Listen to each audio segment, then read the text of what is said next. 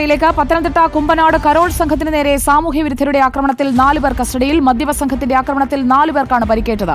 ERC Kumbanad ദേവാലയത്തിലെ Carol സംഘത്തിന് നേരെയായിരുന്നു ആക്രമണം ഉണ്ടായത്. റിനു ശ്രീധർ നൽകും വിവരങ്ങൾ. റിനു, ഈ ആക്രമികളെ പൂർണ്ണമായും കണ്ടെത്താൻ കഴിഞ്ഞോ? വേറെ ആരെങ്കിലും ഇനി പിടികൂടാനുണ്ടോ?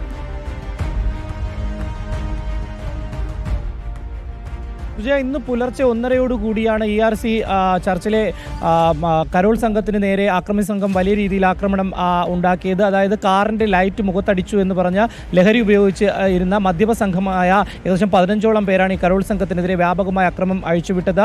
ഒരു വീട്ടിലേക്ക് കരോൾ ഗാനം പാടിക്കൊണ്ടിരിക്കവേ ഗേറ്റ് തള്ളി തുറന്ന് അവിടെ എത്തിയവരെ ക്രൂരമായി മർദ്ദിക്കുകയായിരുന്നു എന്നുള്ളതാണ്. എന്തായാലും കോയിപ്പുറം പോലീസിനെ വിവരം അറിയിച്ച് പോലീസ് എത്തുമ്പോഴേക്കും അക്രമി സംഘം കടന്നു കളഞ്ഞിരുന്നു. ഒരാളെ മാത്രമാണ് പോലീസിന്റെ കസ്റ്റഡിയിൽ എടുക്കുവാൻ വേണ്ടി ആ സമയം കഴിഞ്ഞത്. അതിനുശേഷം 3 പേരെ കൂടി കസ്റ്റഡിയിൽ എടുത്തിട്ടുണ്ട്.